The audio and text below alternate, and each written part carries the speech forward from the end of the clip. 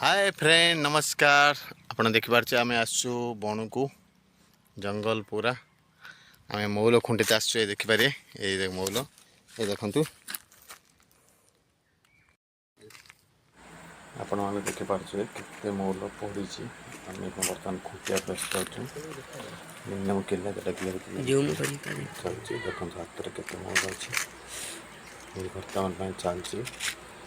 आईन नहीं 10-15 मिनट है गचरे पड़ी सका सका टाइम बहुत मौल पड़े